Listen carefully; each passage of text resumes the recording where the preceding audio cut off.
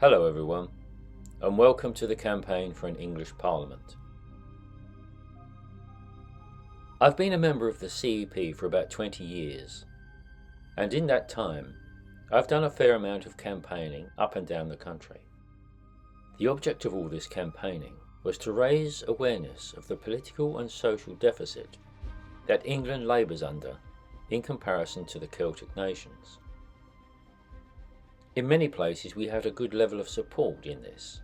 People were interested and in some cases shocked to find out just how disadvantaged they were in comparison to the other nations, and indeed still are. There were, however, people who, no matter how much you informed them of their disadvantages, did not want to question the political system, and would in many cases argue in support of the very system that politically, socially and economically hurt them. One sentiment that we heard quite often was, "My grandfather voted Labour and my father voted Labour, so I vote Labour," or "My family have always voted Conservative, so I see no reason to change." We would generally counter that sort of argument with something along the lines of, "But back when your father voted Labour, the Labour Party was what was needed to raise the working and social conditions of average people." That is not the case now, and many of the policies that Labour are enacting are harming the working people of England. Not that it did any good. Both the traditional Labour and Conservative voters would just not listen to any argument that opposed their entrenched positions and took them out of their comfort zone and made them question long-held beliefs. I call this the Albania syndrome. What? Why? I hear you splutter. Well, cast your mind back to the late 1980s and the end of the Cold War.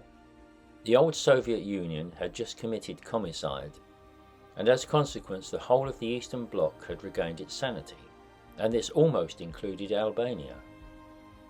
The dictator Enver Hoxha, who really was one of the most brutal socialists in history, had just died, and the communist regime had died with him, and in a sort of revolution, democracy came about. Everyone wanted to get rid of the one-party state that had virtually held them prisoner for the last 45 years, and so they developed a multi-party system and held free elections in 1991. There were those who from the outset did not want the communists to be allowed to stand in this election because of their past record, but it was thought that in the interests of freedom and fairness they should be allowed to take part.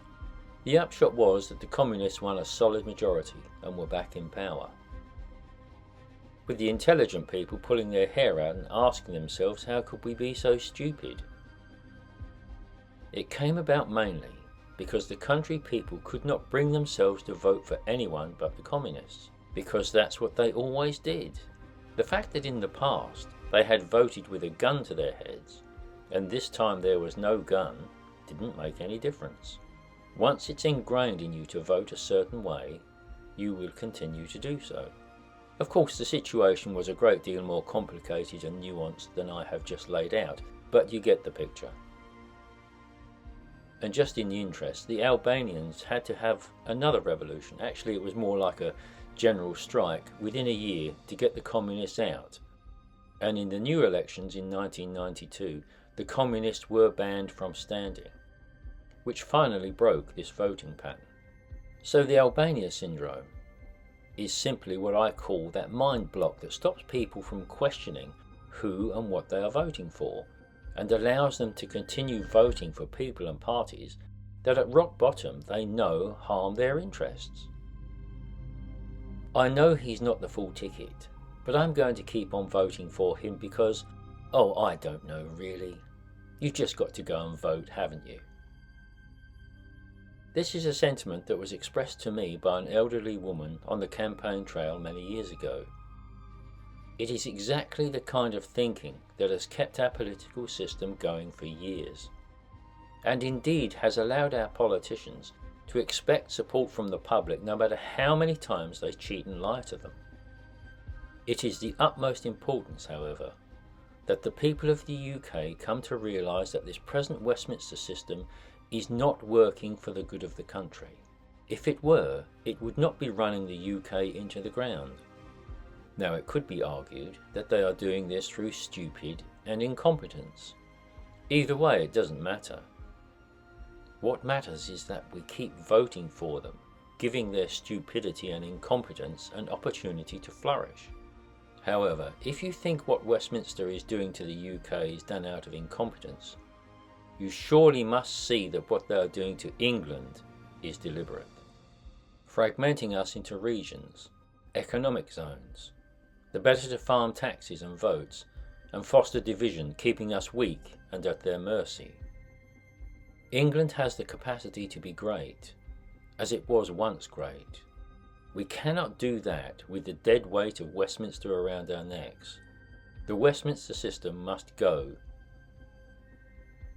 In its place, we need a radical solution.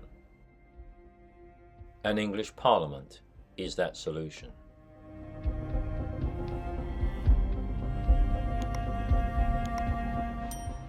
With this in mind, we are asking you to become one of those great English of the future and come and join the campaign for an English Parliament and help us secure a referendum on England's future governance and be a rebel with your vote. England is worth it.